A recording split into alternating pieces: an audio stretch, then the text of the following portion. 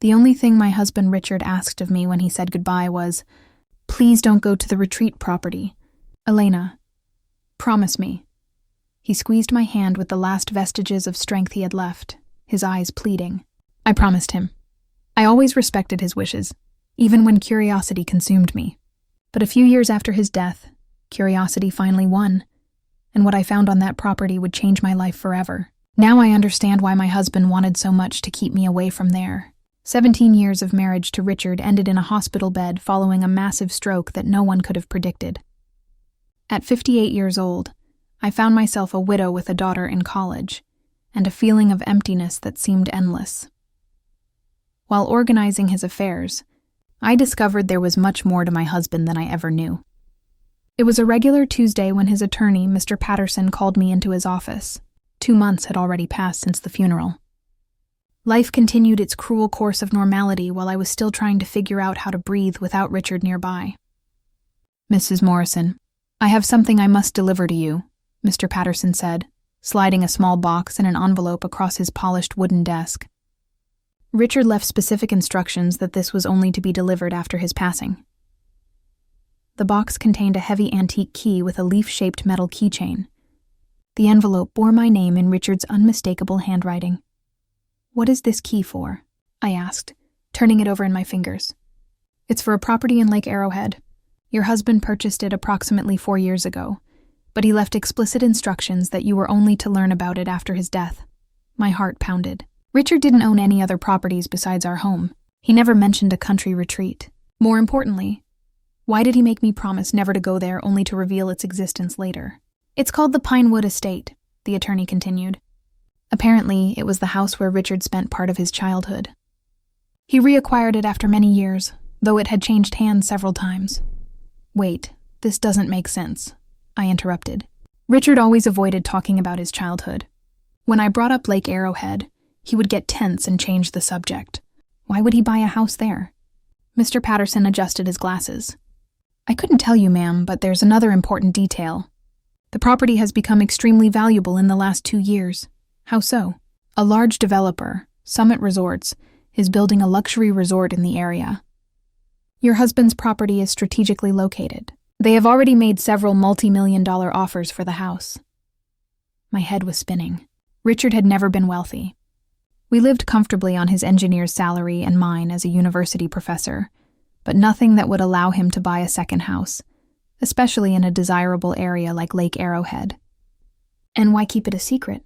With trembling fingers, I opened the envelope. "My dearest Elena, if you are reading this, it means I left sooner than I expected. Forgive me for all the secrets I kept. The house is yours now. Over the past 4 years, I transformed that somber place from my childhood into something I hope you find beautiful. I know I made you promise never to go there. I am undoing that promise now. In fact, I ask you to go just once before you decide what to do with the property. In the house's study, you will find my laptop. The password is the date of our first meeting, followed by hope, the word you taught me to feel again. I love you more than I could ever express, Richard." I pressed the letter to my chest, tears blurring my vision. Even in death, Richard still had the power to surprise me. "I need to see this place," I said. "There is a complication," Mr. Patterson interrupted. Richard's family is contesting the will.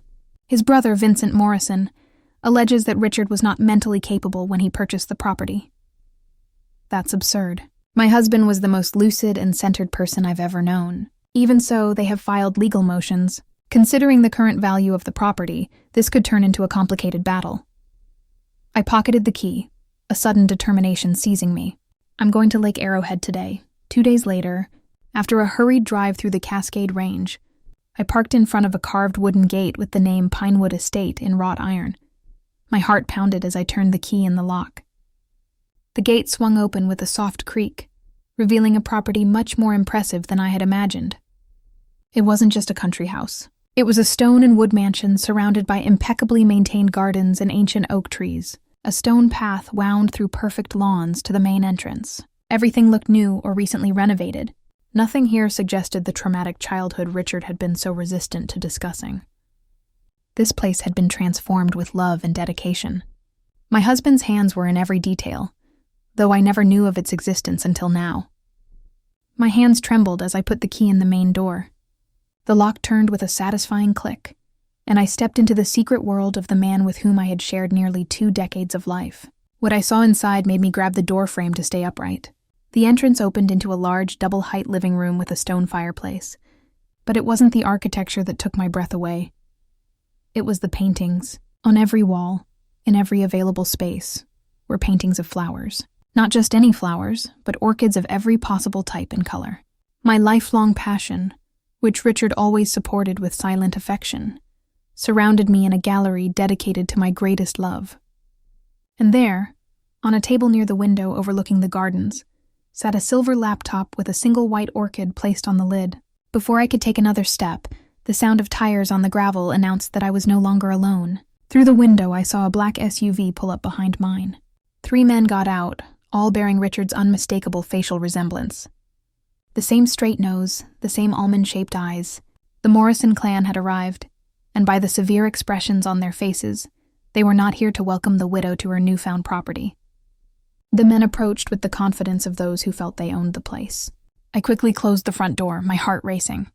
I watched through the side window as they stopped on the porch, whispering among themselves before the eldest, a graying version of Richard, pounded loudly.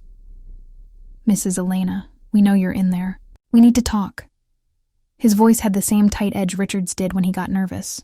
I remained silent, moving away from the door. Richard's vague warnings about his family were always emphatic. Now facing them, my instinct screamed caution. The pounding came again, more insistent. "Elena, I'm Vincent Morrison, Richard's older brother. These are my brothers Daniel and Benjamin. We're here about the property." Of course, they were not here for Richard, not to meet the woman his brother loved for 17 years. They were there for the house that was suddenly worth millions. I looked at the laptop on the table. The answers I sought might be there, not with strangers on the porch. Ignoring the increasingly aggressive knocks, I went to the table and typed the password, October 12th, 96 Hope. The screen came to life, opening a folder named for Elena.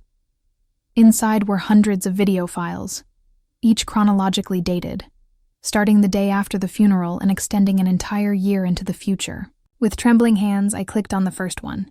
Richard's face filled the screen, not the pale, emaciated face of his final days in the hospital, but healthy, full of life, clearly recorded months earlier. "Hello, my love." He smiled that crooked way that always melted me. "If you're watching this, it means I'm gone, and you came to Pinewood, despite my years of begging you not to. I should have guessed you wouldn't resist, especially after Patterson told you about the house." A knot formed in my throat. Even now he knew me so well. "I recorded one video for every day of your first year without me. A year of companionship while you processed the grief. A year explaining everything I should have told you in life." He briefly lowered his gaze, then looked back at me with determination, starting with why I bought back the house I swore never to set foot in again. Outside, the pounding had stopped. Through the window, I saw the men return to their SUV, pulling out papers and conversing with stern expressions. Richard continued, "3 years ago, I was diagnosed with a cerebral aneurysm, a time bomb I inherited from my father. The doctors gave me 2 to 5 years. I chose not to tell you or Sophie. I didn't want pity, and I didn't want our final years to be lived in the shadow of death." His eyes softened.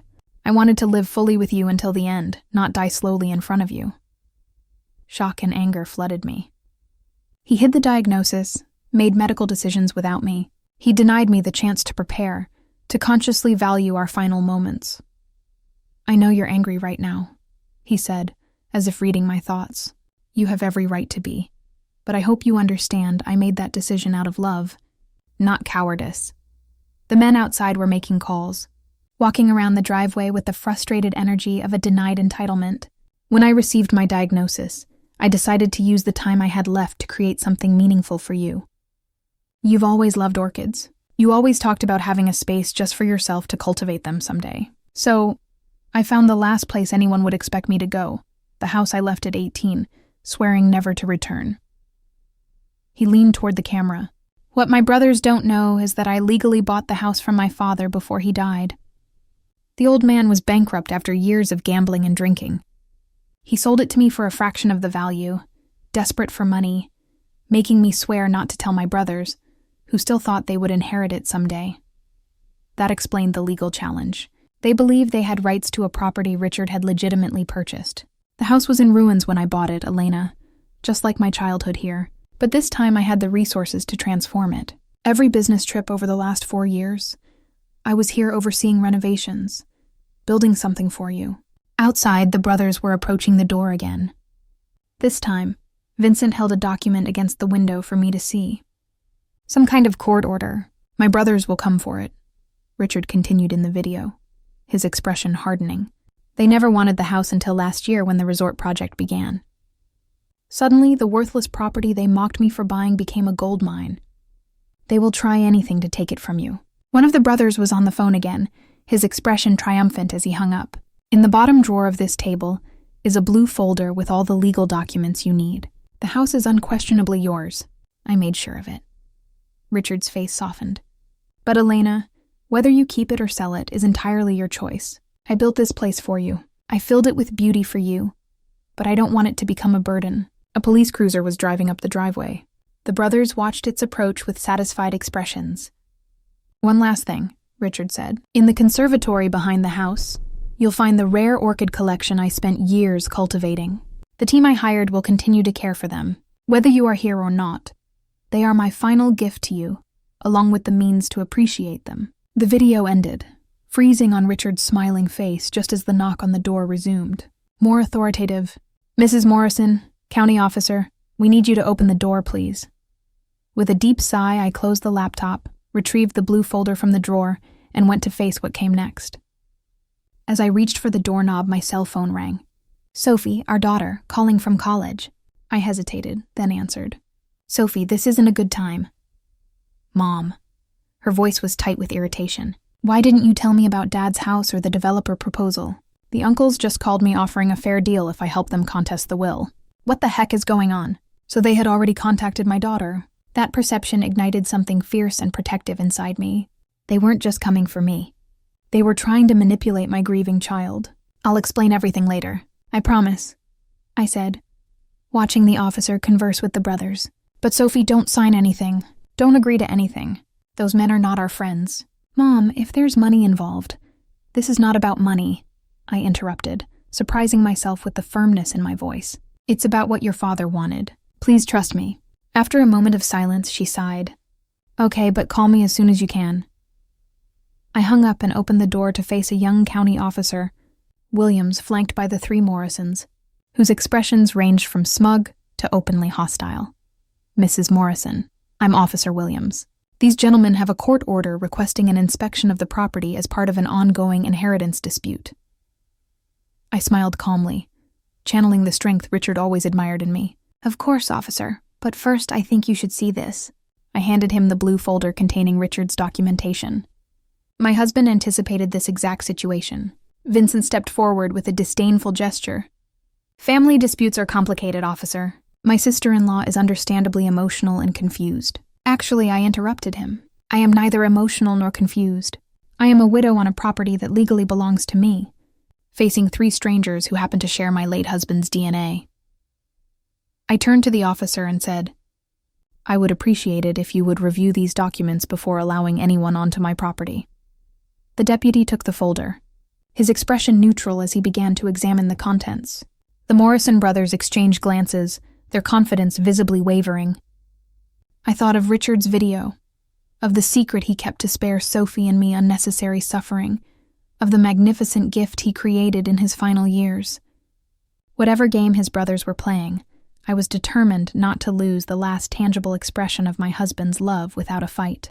The deputy looked up from the documents. His expression shifted. These appear to be in order, ma'am. A clear deed transfer, notarized statements, certified bank records of the original purchase. He turned to the brothers. Gentlemen, I see no grounds to force an inspection today. This appears to be a matter for the civil courts. Vincent's face flushed with anger. This is absurd. That woman has no right. That woman, I interjected calmly, is Richard Morrison's wife, and I have every right to be here. As the brothers reluctantly retreated to their SUV, followed by the apologetic deputy, I felt a strange mix of loss and discovery. The husband I thought I knew completely had kept secrets, some painful, others breathtakingly beautiful. Now I faced a choice: retreat to the safety of my former life, or fully immerse myself in this unexpected legacy and the battle that came with it. I closed the door, returned to the table, and reopened the laptop. Tomorrow's video awaited me, and with it more pieces of the man I loved and was only now beginning to fully understand. Outside, the Morrison brothers might have lost this skirmish, but their expressions as they drove away made one thing clear. The war for the Pinewood Estate had just begun. I spent that night in Richard's house, or rather our house, surrounded by the evidence of his secret labor of love. Sleep completely evaded me, my mind buzzing with revelations. The fatal illness he concealed, the transformed house, his brother's determination to claim it, and the hundreds of video messages waiting on the laptop. At dawn, I explored the property properly for the first time. The main house was a masterpiece of renovation, blending original rustic elements with modern comfort.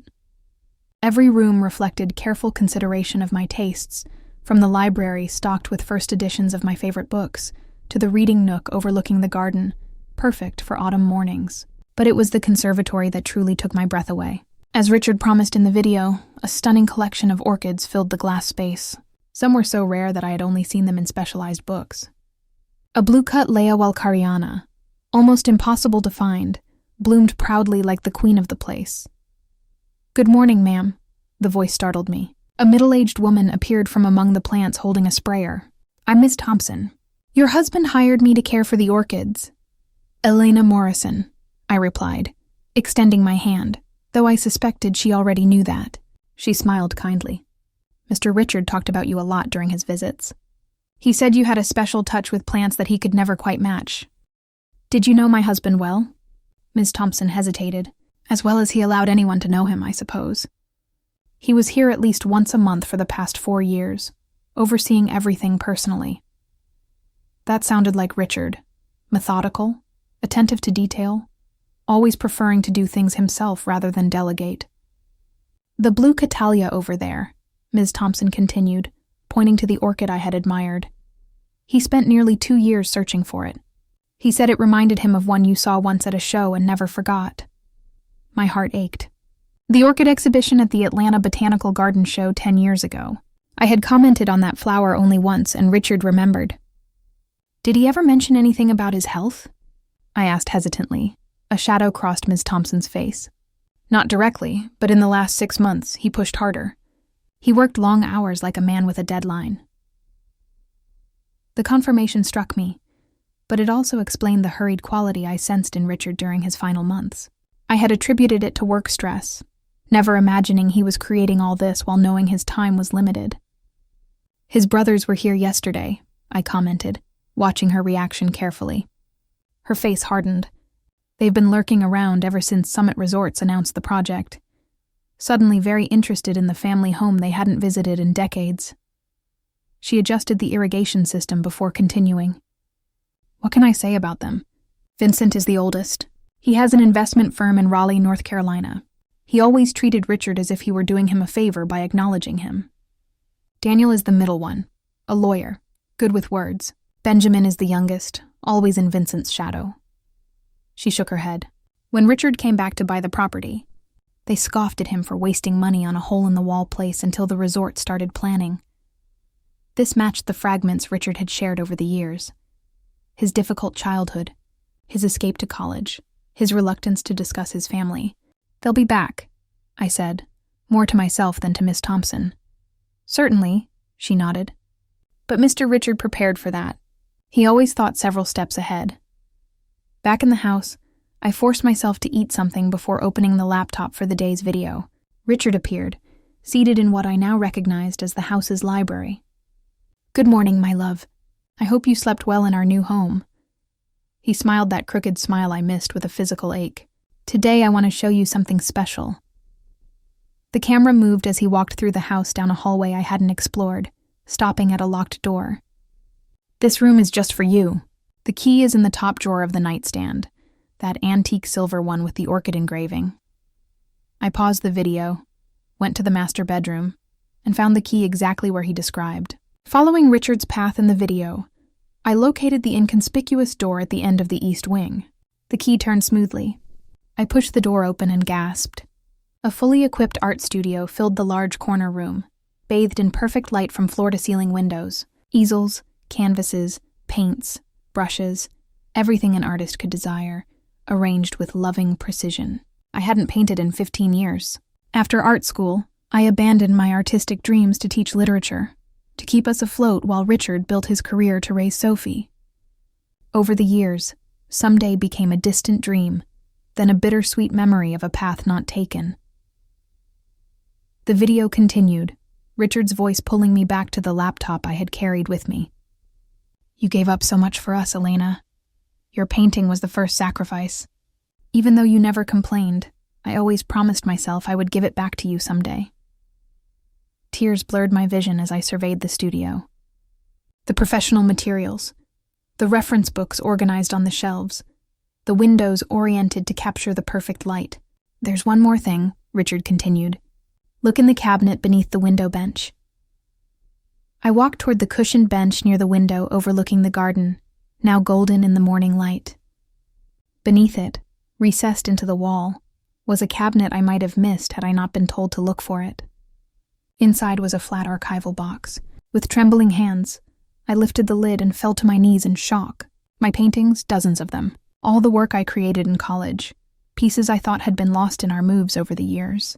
Richard had preserved them, protected them, stored them for 15 years until he could return them to me in this perfect space. On top lay a small canvas I recognized immediately, my final project before graduation, a self-portrait of a young woman looking toward the future, with eyes bright with possibility. Richard had asked to keep it the day I finished it. Attached was a handwritten note. She's still in there, Elena, the woman who painted with such passion and vision. I gave you the space. The rest is up to you. I pressed the note to my chest, overwhelmed by love and loss in equal measure. Richard had seen me, truly seen me, in ways I hadn't allowed myself to be seen in years. The sound of vehicles on the gravel tore me from that emotional moment. From the studio window, I saw 2 SUVs approaching, the familiar black one belonging to the Morrison brothers, and behind it, a silver one I instantly recognized. Sophie had arrived, and by the way she confidently stepped out of her SUV and walked toward her uncle's, it seemed they had already begun working on her. My daughter, Richard's daughter, with his dark hair and my stubbornness, was smiling and shaking hands with the uncles she had never met before. Any fragile peace I had found in Richard's posthumous gifts evaporated in the face of this new complication. The battle for the Pinewood Estate had just become much more personal. I watched through the window as Sophie exchanged friendly greetings with her uncles, her body language open and receptive. At 21, our daughter had her father's analytical mind and my determination, but she lacked Richard's patience and my caution. She was always quick to form opinions, slow to revise them. My cell phone vibrated with a text from her. I'm here with Uncle Vincent and the others. Coming in now. We need to talk. Uncle Vincent. They had known each other for less than a day, and she was already claiming a family connection. I tucked Richard's note into my pocket, closed the studio, and went to face this new alliance. They entered without knocking. Sophie using the familiarity of a daughter, and the brothers following her like wolves behind an unsuspecting guide. Mom! Sophie hugged me briefly, then pulled away, her eyes scanning the stunning living room. This place is incredible. Why did Dad never tell us about it? Before I could answer, Vincent stepped forward, his resemblance to Richard painfully sharp. Elena, I think we started off on the wrong foot yesterday. We were surprised by your sudden arrival, just as you were by ours. His conciliatory tone didn't match his calculating gaze. Beside him, Daniel and Benjamin maintained carefully neutral expressions, though Daniel held a leather folder that undoubtedly contained legal documents. Sophie, I said, ignoring Vincent completely, I thought we agreed that you wouldn't engage with your father's brothers until we had talked. She blushed slightly. They called again earlier today with a very reasonable proposal. I thought I should at least hear them out in person. Her chin lifted defiantly. Besides, they are my family too. Family you didn't know existed until yesterday? I gently reminded her. Only because Dad kept them away from us, she countered. just like he hid this incredible place. Doesn't that strike you as strange? What else was he hiding? The question veered uncomfortably close to the revelations in Richard's videos. Your father had complicated relationships with his brothers, I said carefully. He had his reasons for the distance he kept. Vincent made a dismissive gesture. Ancient history. Brothers fight, especially in difficult families like ours. What matters now is moving forward together. Exactly.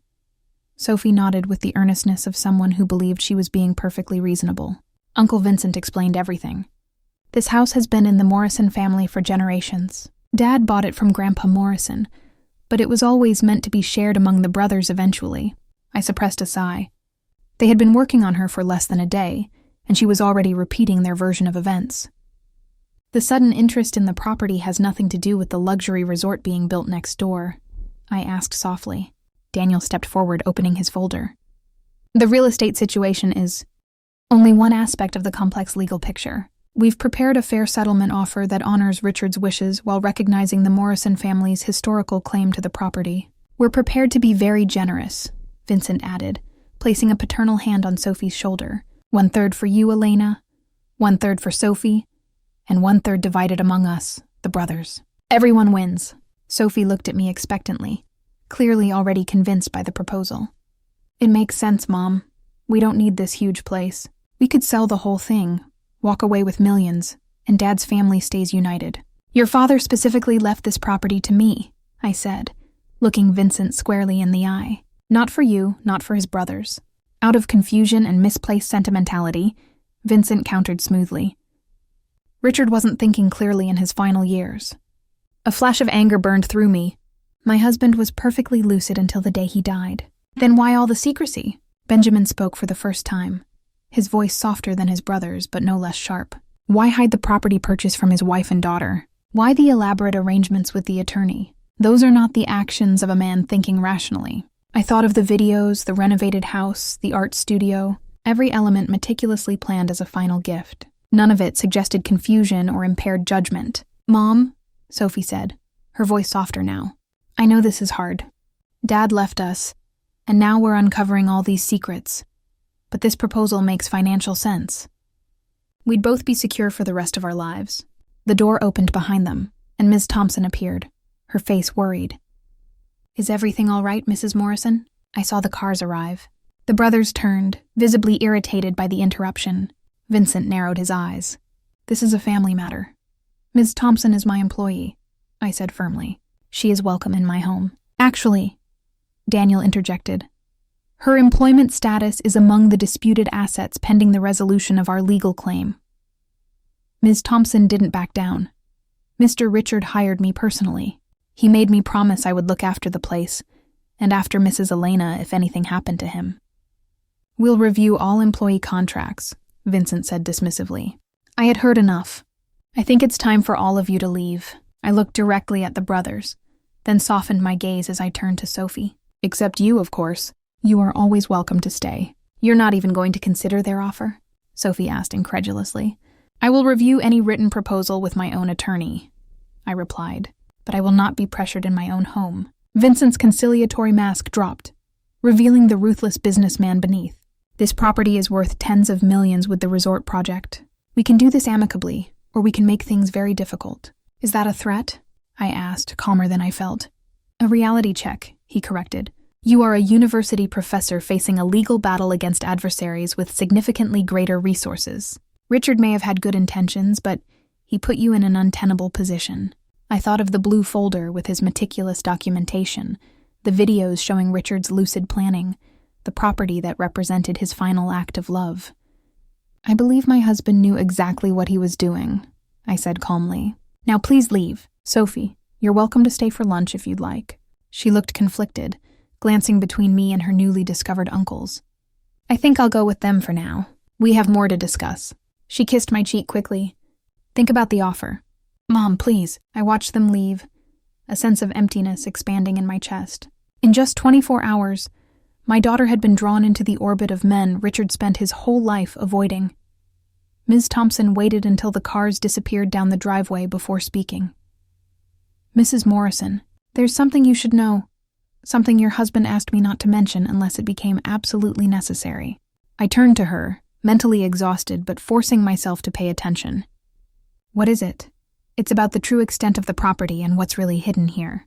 She gestured toward the conservatory. We better walk. Some things shouldn't be discussed inside the house where the walls might have ears. As I followed her across the lawn, the morning sun illuminated the beautiful property my husband had secretly created. Whatever revelation awaited me, I was sure of one thing. Richard had anticipated this battle, perhaps even Sophie's vulnerability to his brother's manipulation. The question was, had he prepared me enough to win a fight I never knew was coming? Miss Thompson led me past the main conservatory toward a tool shed I hadn't yet explored. Unlike the perfectly renovated structures on the rest of the property, this building maintained its original rustic appearance, deliberately unimproved to seem unimportant. Your husband was a careful man, Ms. Thompson said, producing an old iron key. After his brother's first visit last year, he became even more cautious. They visited before? Richard never mentioned that. Miss Thompson nodded gravely. They showed up unannounced as soon as they heard about the resort project. Your husband was here overseeing the construction of the art studio. They didn't recognize him at first. He had let his beard grow out during the treatment. The casual mention of Richard's treatment hit me like a wave of renewed grief. While I was innocently teaching literature classes, my husband was here sick, creating this sanctuary while fending off his predatory brothers. What happened? He watched them from a distance, then left without revealing himself. That night, he made changes to the property plans, starting with this. Miss Thompson opened the shed door, revealing an ordinary interior. Gardening tools, equipment, dust motes dancing in the shafts of light streaming through the wall cracks. Ms. Thompson moved confidently toward the back corner, pushing aside several stacked boxes to expose a trap door recessed into the concrete floor. Your husband installed this entrance last winter. The workers thought they were building a wine cellar. She pulled the heavy door upward, revealing a sturdy ladder descending into darkness. After you. Curiosity overriding apprehension, I followed Ms. Thompson down the stairs. At the bottom, she flipped a switch and lights came on, revealing a concrete tunnel stretching out before us. What is this place? Your husband called it the vault. I call it genius. The tunnel stretched for about 100 feet before opening into a large room filled with file cabinets, a table with computer equipment, and walls covered with maps and documents. Welcome to Richard's war room, Miss Thompson said with a touch of pride. Everything he compiled about his brothers, their businesses, and the true value of the Pinewood Estate. I approached the nearest wall where a detailed map showed not only the property, but the surrounding area for miles. Red markings indicated the locations of the resort project, with handwritten annotations about values, construction phases, and real estate impact. I don't understand, I said, turning to Miss Thompson. Richard knew about the resort project? Not at first. He bought this place to renovate it for you, pure and simple. But about 2 years ago, when Summit Resorts began preliminary studies, he hired a real estate consultant to evaluate the impact on Pinewood. Miss Thompson pointed to the map. They uncovered something the developer was trying to keep secret until all land purchases were finalized. The full project is 3 times larger than they publicly announced. I studied the map more closely, noting how the markings extended far beyond the area the press had publicized. Phase 2 of the resort will include a golf course that will require part of the property adjacent to ours, Miss Thompson continued. They've already bought almost all the necessary land except the Pinewood Estate, I concluded, beginning to understand. Your husband verified it with 3 independent specialists. This property's strategic position can completely block the planned expansion. Without it, the project loses half its projected value. So, the property is even more valuable than his brothers imagine? Exponentially. But that's not all. Miss Thompson moved toward a file cabinet, pulling out a thick folder. Richard documented decades of questionable business practices by the 3 brothers: tax evasion, insider trading, misappropriation of client funds. Enough evidence to professionally ruin them if it ever came to light. I leafed through the meticulous documentation, recognizing Richard's thorough approach to problem solving. Email printouts, financial records, sworn affidavits from former employees. He had built an airtight case against his brothers. Why would he compile all this protection? Miss Thompson sat at the table, gesturing for me to take the other chair. He knew they would come for the house as soon as he was gone. He wanted you to have ammunition. I thought of Vincent's smug confidence, Daniel's legal maneuvering, their swift work to win over Sophie. He anticipated everything. Not everything, Miss Thompson said calmly. He didn't expect them to get to your daughter so quickly. The memory of Sophie's seeming betrayal stung. They're manipulating her with half-truths and promises of wealth and playing on her grief. Miss Thompson nodded. She lost her father. Suddenly, they're offering her a connection to him through shared blood and history, a powerful draw for a grieving young woman. She was right. Sophie was always a daddy's girl, sharing Richard's analytical mind and love for puzzles. His death left her adrift, vulnerable to anyone who offered a connection to him. What do I do now? I asked almost to myself. That depends on what you want, Miss Thompson replied. You could sell everything and walk away rich, but perhaps forever alienated from your daughter. You could fight the brothers legally using this evidence, which might win the battle but worsen the family wounds.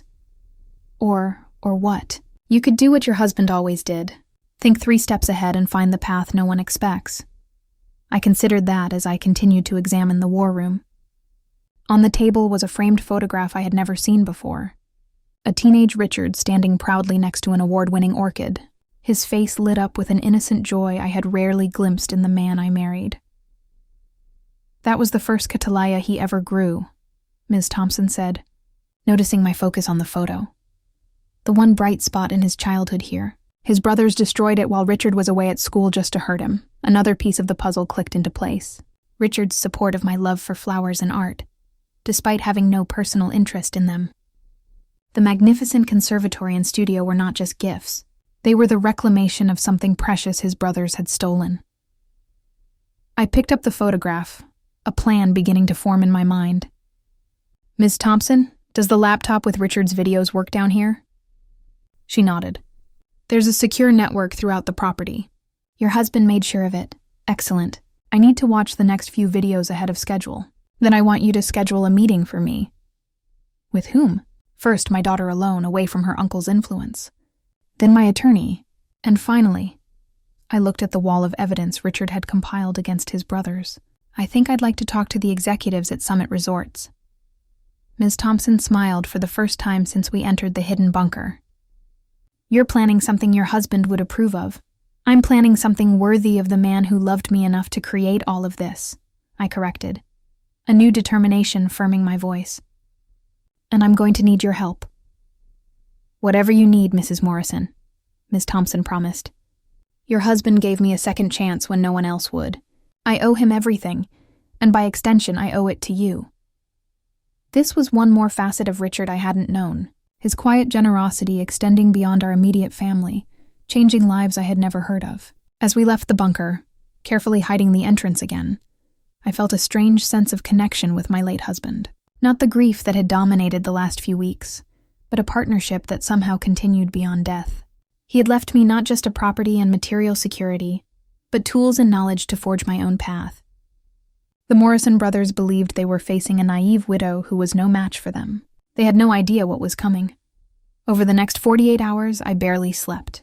Fueled by determination and the growing clarity of my plan, I watched an entire week's worth of Richard's videos in a single night, each one revealing more of his strategy and the depth of his foresight. They will try to divide and conquer, he warned in one recording, as if speaking directly to my current situation. Vincent will be the friendly face, Daniel the legal threat, Benjamin the silent observer, and they will target Sophie. She is the easiest path to destabilize your position. In another video, he showed documents from the developer he had obtained through contacts in the county office.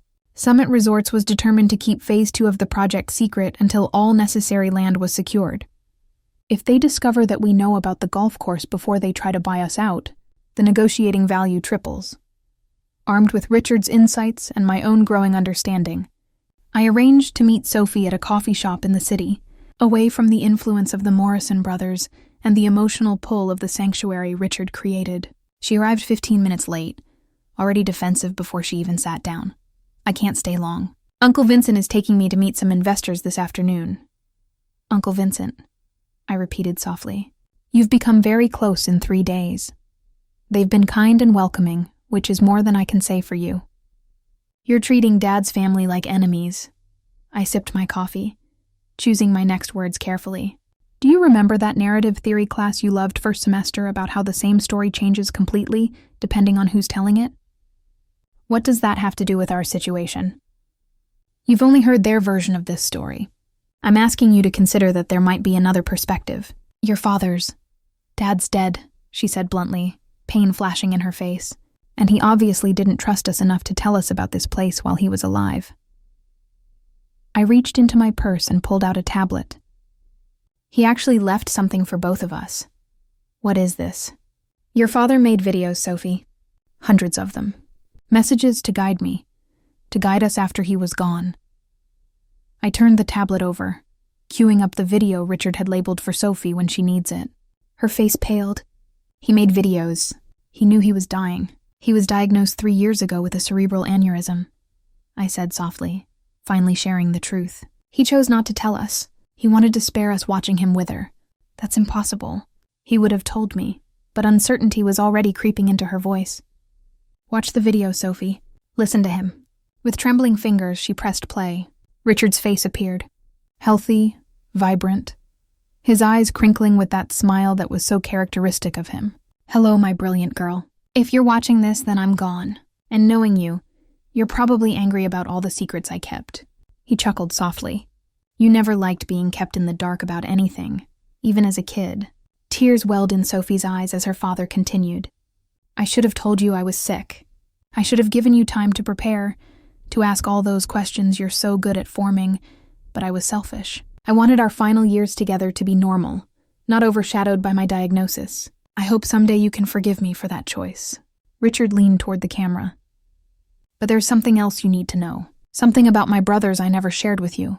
Our falling out wasn't some petty family squabble, Sophie. They defrauded my share of the inheritance when I was 19. They used my name on fake documents while I was away at college. When I found out and threatened to expose them, they threatened to implicate me as a willing accomplice. Sophie's hand covered her mouth, her eyes glued to the screen. I left Lake Arrowhead. I moved to Raleigh. I met your mother. I built a life. I raised you. That was more than enough. His expression hardened. But my brothers never changed. Whatever they are telling you right now, remember this. They want control of the family property, not out of sentiment, but out of pure greed, and they will use anyone, including my daughter, to get it. The video ended, freezing on Richard's concerned face. Sophie remained motionless, tears streaming silently down her cheeks. He was protecting us, she whispered finally. All this time it was more than just his illness, I confirmed gently. Your uncles aren't the family connection they pretend to be. They are opportunists who see you as the easiest path to what they want. She wiped her tears, anger replacing grief in her expression. They've been lying to me, haven't they? About everything but the fact that the house is worth millions. That part is true, but they didn't tell you about the full resort project, or why the property is so crucial to the developer's plans. Understanding lit up her eyes. They're trying to con us. Us? I repeated, feeling a surge of hope. That means you're back on my side, Mom. I never left your side. She looked down, ashamed. I wanted to feel connected to Dad through his family. They had stories about him as a kid, photos I'd never seen. I understand, I assured her, reaching my hand across the table to squeeze hers. Grief makes us vulnerable in ways we can't foresee, but now we need to be smarter than them together. Sophie straightened up, her expression shifting from devastation to determination, so much like Richard that my heart ached. What's the plan? I smiled, feeling the first real sense of confidence since this ordeal began. First, we meet with my attorney tonight. Not the family lawyer your uncles want to use, but someone recommended by Mr. Patterson. Then tomorrow, we have an appointment with Summit Resorts. Why? Because knowledge is power, and we now know something your uncles don't. Exactly how much the property is truly worth to the developer. I showed her the documents from Richard's war room. They think they are dealing with an uninformed widow and a naive niece. It's time to show them exactly who they're up against. For the first time since Richard's death, Sophie laughed, a sound of genuine amusement. Dad always said you were the smartest person he ever met. That beneath that quiet literature professor was a strategist who could outmaneuver anyone if properly motivated. He really said that? I asked, surprised. All the time? She smiled, wiping away the last tears. He also said the biggest mistake anyone could make was to underestimate Elena Morrison. As we left the coffee shop together, I felt a shift in the dynamic of this battle. The Morrison brothers unwittingly had united us instead of dividing us. They had no idea that their initial apparent success with Sophie had only set the stage for their ultimate defeat. Later that night, with Sophie by my side, I presented my complete plan to the attorney Richard had recommended for this exact scenario. His expression shifted from professional interest to undisguised admiration as he grasped the full scope of what I was proposing. "Mrs. Morrison," he said finally, "your husband told me you would surprise me with your strategic thinking." He was right.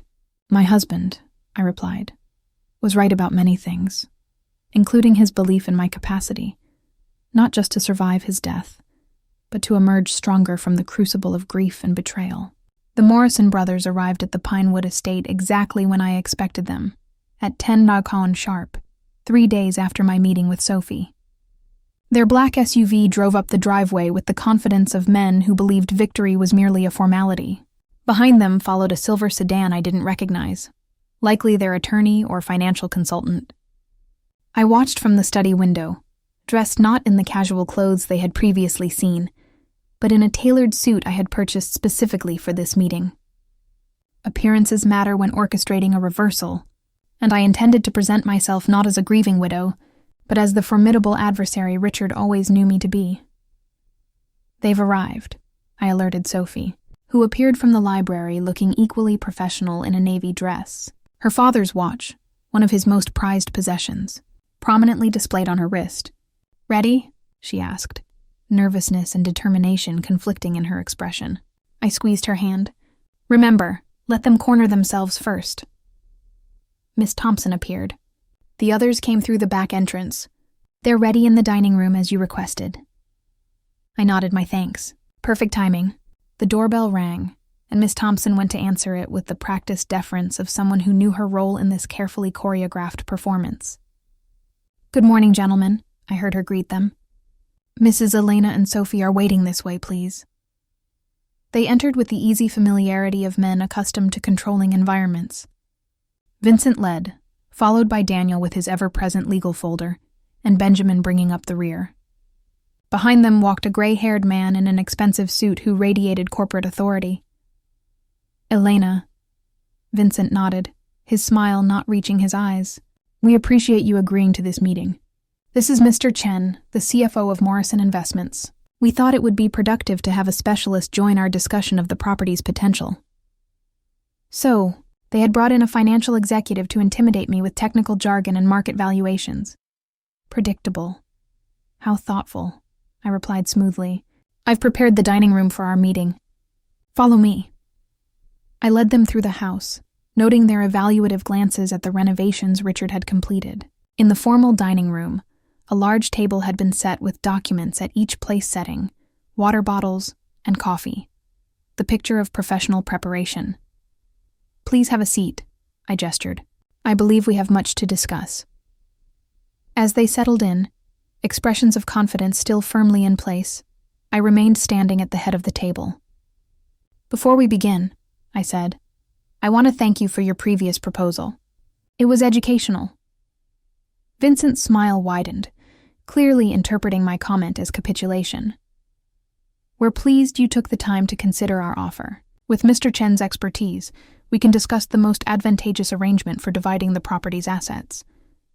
"Yes, division," I said, picking up a remote control from the table.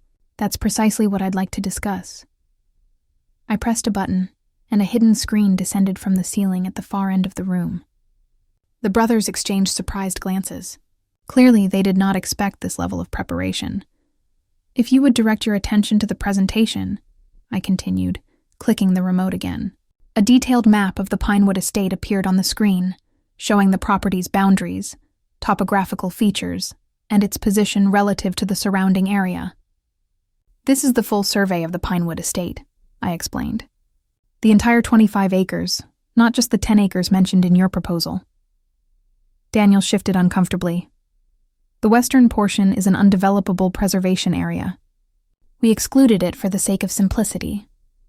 "How considerate," I replied with irony. Except for one small detail. Another click of the remote, and the map overlaid with the full resort project. All phases, including the golf course Summit Resorts, had been keeping secret. Mr. Chen straightened in his chair, his professional mask slipping as he leaned in to study the projection with sudden interest. As you can see, I continued calmly, Phase 2 of the project extends predominantly over the western area of our property, the acres you so generously offered to exclude from our fair division. Vincent's face turned red. Those plans are just speculation. The analysis from Morrison Investments indicates... Actually, a new voice interrupted as the side door opened. Those plans have been confirmed by the Summit Resorts Board itself. The Morrison brothers turned in shock as Mr. Ralston, the CEO of Summit Resorts, walked into the room, followed by my attorney and two executives in formal suits. "What is this?" Vincent demanded, half rising. "This," I replied pleasantly, "is a meeting about the true value and future of the Pinewood Estate. Mr. Ralston has expressed a significant interest in the property, particularly after reviewing the complete documents my husband compiled regarding the resort project." Mr. Chen shot a betrayed look at the Morrison brothers. "I was told you had exclusive negotiating rights to this property." "They do not," my attorney interjected calmly, placing additional documents on the table. "Mrs. Morrison holds clear and unquestionable title to the entire property. The documents the Morrison gentleman showed you are without legal merit."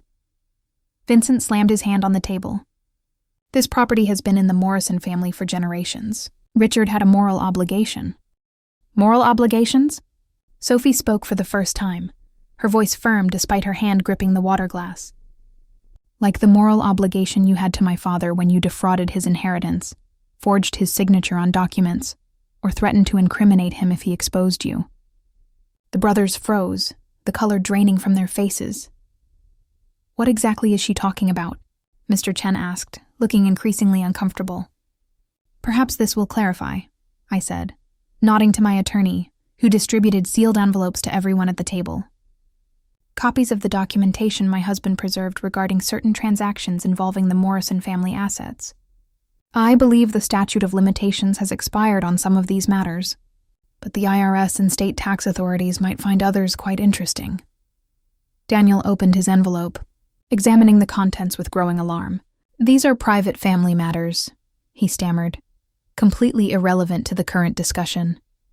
"On the contrary," I refuted, finally taking my seat at the head of the table. "They establish a pattern of fraudulent behavior that directly impacts your credibility in these negotiations. Behavior that continued when you deliberately misled Mr. Chen about your position to negotiate this property." The room fell silent as the Morrison brothers realized the totality of their exposure. Richard had documented everything: their historical crimes against him, their recent manipulations, their attempts to appropriate valuable assets while appearing generous. "What do you want, Elena?" Vincent finally asked, his facade of confidence crumbling. "I want you to leave the Pinewood Estate and never return," I stated simply. "I want you to cease all attempts to contest my ownership or manipulate my daughter. In exchange, these documents will remain private." Mr. Chen stood up abruptly. "I believe my involvement in this matter was based on incomplete and potentially fraudulent information. If you'll excuse me, Mrs. Morrison, I will contact you directly for any future discussions." He shot a look of contempt at the brothers before exiting. Vincent's face reddened as he watched his ally depart. "You have no idea what you're doing, Elena. The development costs for the western area are prohibitive. The logistics alone—" "Actually, Mr. Ralston," interjected, "Summit Resorts has developed new construction methods specifically suited for this type of terrain. We are prepared to make Mrs. Morrison an offer that recognizes both the challenges and the exceptional potential of this property." As the meeting continued, transforming from the Morrison brothers' planned takeover into my carefully orchestrated counter-offensive, I caught Sophie's eye across the table.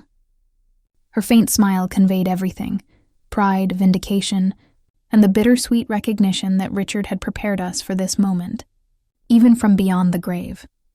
When the Morrison brothers finally left 2 hours later, defeated, exposed, and legally bound by the agreement my attorney had pre-prepared, the future of the Pinewood Estate was secured exactly as Richard had envisioned: not divided among greedy relatives, not sold to the highest bidder, but preserved as a legacy for the family he had chosen and loved, Sophie and me.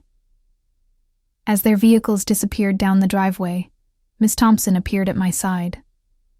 "Your husband would be proud," she said calmly.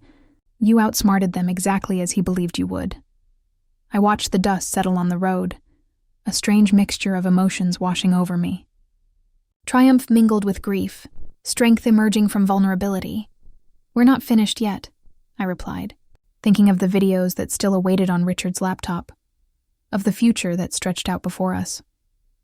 This was only the first battle, but it was one we won decisively, using the weapons Richard had meticulously prepared and the strength he always saw in me, even when I couldn't see it in myself. The weeks following the Morrison brothers' defeat passed in a blur of practical matters, finalizing our settlement, meetings with Summit Resorts to structure a mutually beneficial agreement that would preserve the property's most sensitive portion, and a careful inventory of everything Richard had created at the Pinewood Estate. Sophie stayed with me during this period, her initial resentment over her father's secrets transforming into appreciation for his foresight. We established a routine of watching his daily videos together each morning, both of us finding solace and guidance in his posthumous presence. "Did you have any idea?" Sophie asked one evening as we sat on the porch watching the sunset. "Any suspicion that Dad was sick or planning all this?" I considered the question carefully, searching my memories for missed signs. There were little things that make sense in retrospect. His insistence on updating our legal documents 3 years ago, the way he would sometimes look at us during dinner, almost memorizing our faces, and his sudden interest in photographing ordinary moments. "I just thought he was going through a middle-aged appreciation phase," Sophie said, smiling sadly. "In a way, he was," I mused, sipping my tea, "just not for the reasons we imagined. The biggest change was how he stopped putting off personal things. Your father was always a someday person about personal affairs. Someday we'd take that trip to Europe. Someday he'd learn photography. Someday we'd renovate the kitchen. Then suddenly he started doing things instead of just talking about them, creating something lasting." I shook my head, still adapting to the magnitude of what he had concealed. "I never imagined he was racing against time, creating a legacy because he knew he wouldn't be here to see it flourish." The executives at Summit Resorts were surprised when I outlined my conditions for property access. Instead of selling everything for a single lump sum, as most landowners would do, I insisted on an agreement that prioritized environmental preservation, established strict limits on development, and guaranteed that the conservatory and the art studio would remain intact. Mrs. Morrison, the chief negotiator, said, "These terms are highly unusual in the industry." "Then perhaps the industry needs more unusual terms," I replied, channeling Richard's quiet confidence. "This land is special. It can wait until we agree on responsible methods to develop it." To my surprise, Mr. Ralston, the CEO, was intrigued rather than deterred by my approach. "Your husband mentioned you were a literature and arts graduate before becoming a professor," he observed. "He said you would insist on doing it the right way, not just the lucrative way." Another piece of Richard's planning revealed he had established contacts with select people in the industry, paving the way for negotiations he knew would occur after his death. A month after claiming my inheritance, I was in the art studio Richard had created, sunlight streaming through the windows, illuminating a canvas on the easel. After more than a decade away from painting, I finally picked up the brush again, hesitantly at first. Then, with increasing confidence, today's subject waited patiently in the conservatory, visible through the studio windows. The rare blue orchid Richard had found, because he remembered a casual comment I made years ago. Miss Thompson taught me about orchid cultivation, my fingers gradually regaining the dexterity I thought I had lost forever. "Mom," Sophie appeared in the doorway, laptop in hand. "Today's video is different. I think you should watch this one alone." I put down my brush, curious. We had grown accustomed to watching Richard's daily messages together. "Different how?" "It's marked specifically for day 30. He titled it, 'When Elena Starts Painting Again.'" She handed me the computer with a gentle smile. "He knew you would eventually come back to this." Alone in the studio, surrounded by the tools of a passion I was rediscovering, I opened the laptop and pressed play. Richard appeared, sitting in this very room before the art supplies had been installed. The space was empty except for the magnificent windows. "Hello, my love," he began, his smile warming me across time. "If you are seeing this, you found your way back to art, back to the passion you set aside for our family all these years." I touched the screen gently, tears welling up. "I've been thinking a lot about legacy," he continued. "What we leave behind, what marks we make on the world. Most people think of legacy in terms of children or wealth or achievement. But there is another kind of legacy, the enablement of possibility in those we love." He gestured to the empty room around him. "This space is not finished yet, but in my mind I can see it complete, filled with light and color and your creations. I picture you standing at an easel, brush in hand, finally giving form to the visions you have carried inside you for all these years." I looked at the portrait of the orchid on my easel, struck by how closely it aligned with Richard's imagination. "I structured everything to give you freedom, Elena," he went on. "Financial security through the resort agreement, protection from my brother's interference, a beautiful space to create. But what you do with that freedom, that is your legacy to build, not mine to determine." He leaned toward the camera, his expression intense. "The house, the conservatory, the art studio, they are not the inheritance. They are just the tools. The real inheritance is possibility, the opportunity to become more fully yourself, unrestrained." I paused the video, overwhelmed by the depth of his understanding. Richard had known me better than I knew myself. He had seen the dormant artist still alive inside the professor and mother I had become. When I resumed the video, his expression had softened. "I have one request, though it is yours to accept or reject. In the closet behind this room, there is a large canvas I commissioned before the diagnosis. It is blank, waiting. When you are ready, truly ready, I hope you will create something for it. Something that captures not just what you see, but what you feel about this place that brought me back to my origins, and will lead you to your future." The video ended with his familiar sign-off. "Until tomorrow, my love." I stood motionless for several minutes, processing his words. Then, driven by an impulse, I went to the storage closet and found exactly what he had described. A massive, custom-sized blank canvas, perfect for the main wall in the great room, the heart of the house. In the following weeks, as autumn painted the landscape in shades of gold, I made countless sketches, trying to capture the essence of the Pinewood Estate and what it represented. None satisfied me until one morning, watching Sophie tend to the orchids in the conservatory. Something clicked.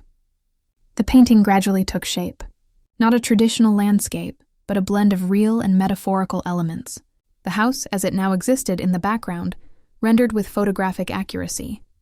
In the foreground, a series of translucent layers showing what had come before. The abandoned property Richard bought, the family home of his childhood, and beneath all that, the ancient land that had witnessed generations come and go.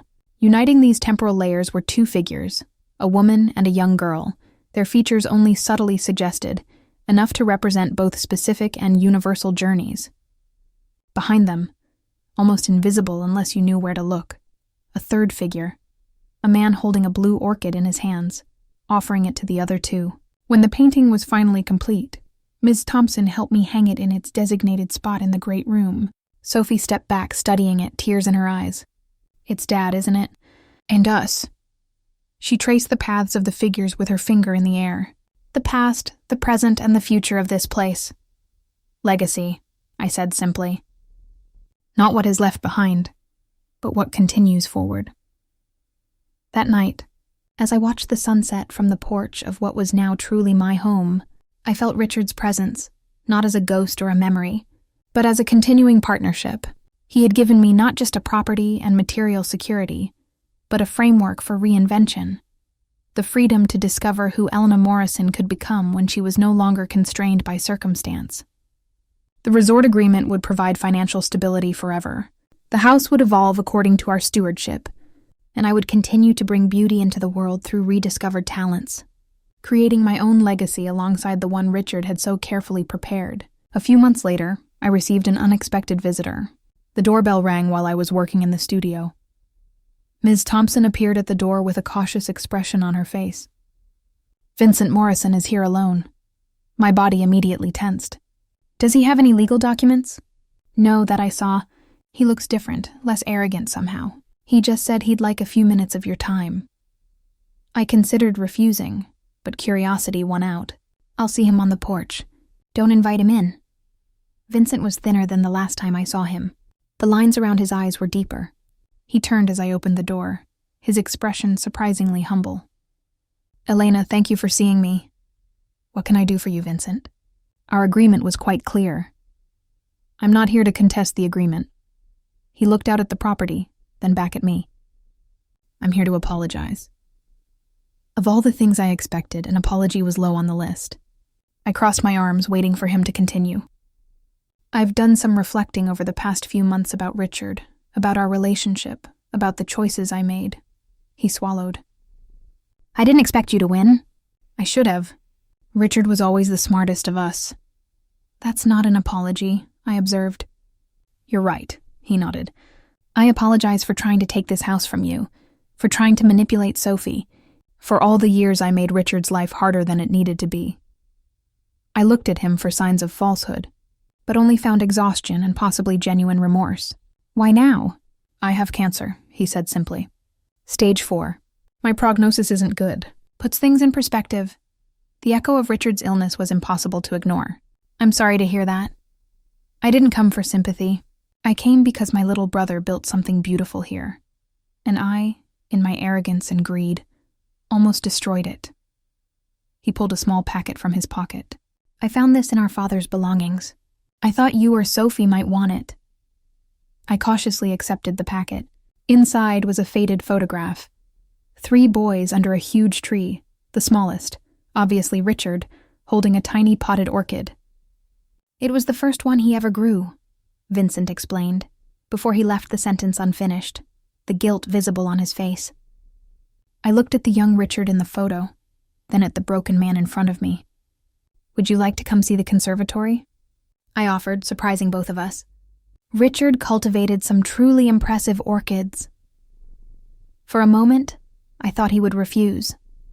Then, with an almost imperceptible nod, he followed me onto the property he once tried to steal.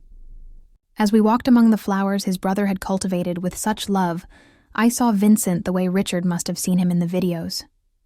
Not a villain to be defeated, but a man tormented by choices he couldn't undo. Forgiveness wouldn't erase the past or change the future, but perhaps it was part of the legacy too. The capacity to choose compassion when revenge would be easier. I'll never know if the ghost of repentance that brought Vincent to my door was genuine or just another calculated act. What I do know is that when he left, something at the Pinewood Estate subtly shifted, as if a final chapter had been closed. That night I watched Richard's very last video. He smiled at me from the screen, his eyes filled with a peace I never noticed when he was alive. This is the end of our daily journey together, my love. A year of messages to guide you through the first months without me, but it's not the end of us. He paused, looking into the camera as if he could truly see me. We continue in the decisions you will make, in the love we share with Sophie, in the beauty you will create from here on out. The house I feared for so long is now yours to transform. The secret I kept has become your gift. The promise I asked you to make, only to later release you from it, has become the path to your liberation. He smiled one last time. Never forget, Elena. You were always the true strength between us until someday, my love. The screen went dark, and in the silence that followed, I found not just loss, but possibility. The house Richard had asked me never to visit had become my home. The secrets he kept transformed into my strength, and the promise he had asked me to make had become the key to my future. I rose and walked toward the large painting in the living room, observing the layers of past, present, and future I had portrayed. Richard had done more than leave me a property. He had given me the opportunity to rediscover myself. The house he feared had become the house he loved. And now it was mine to continue transforming one day at a time. Did you like my story? And which city are you listening from? Let's meet in the comments. If you like the story, you can support me by sending a super thanks so I can keep bringing more stories like this. Thank you so much for your sweet support. I'm looking forward to your comments on the story. On the screen, you can see 2 new life stories that I highly recommend. There's so much more on my channel. Don't forget to subscribe. See you in the next life story. With love and respect.